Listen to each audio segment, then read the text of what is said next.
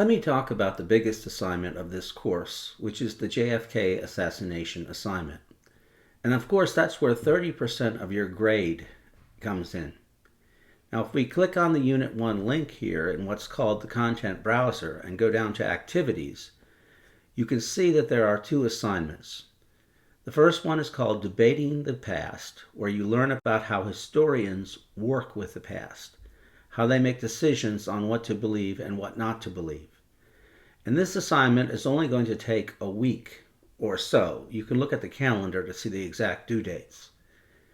It's due when it says it's due on the calendar. And if you click on this first discussion assignment, you find out how to complete an assignment on how to use primary source documents and what primary source documents are.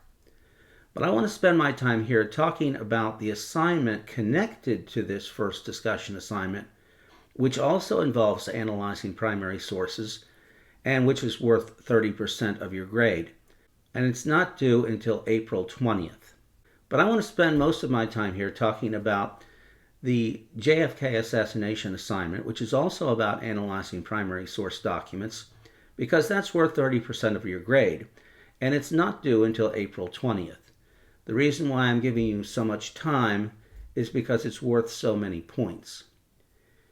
That assignment begins March 4th, and because it's a very elaborate assignment, that's going to take a lot of time for you to complete. There's no way you can do this a few days ahead of the due date. So if you click on this link, you will get to a description of what you need to do for this assignment. So let's look at the question. The question is, analyzing the primary and secondary source documents below, and a couple that you find yourself related to the JFK assassination, describe and analyze the extent to which the times in which he lived made it likely that Lee Harvey Oswald alone killed JFK on November 22nd, 1963. So, not all of the evidence is going to come from the day of the assassination itself, but the times were such that they could mold a person into Oswald based on what the times were like in which he lived. So basically that's the issue.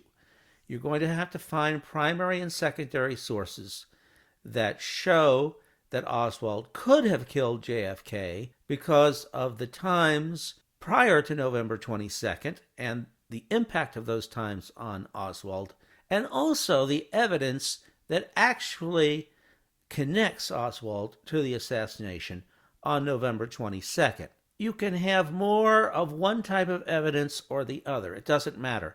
You can have more of the pre-November 22nd information, or you can have more of the November 22nd, but you have to have some for both periods of time. And this is the supporting question. What evidence shows that Oswald alone could have killed JFK? Well, if the times in which he lived before November 22nd made him into a potential killer for political reasons, then that's evidence that shows that he alone could have killed JFK.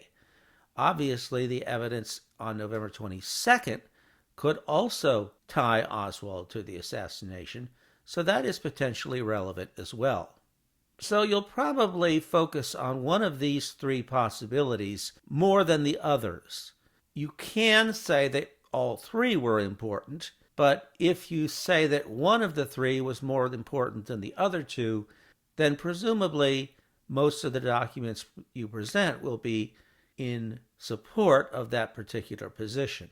So for part one, you present a list of 10 sources from this 15. 8 of them have to be from this 15. And 2 of them you will find for yourself in separate research.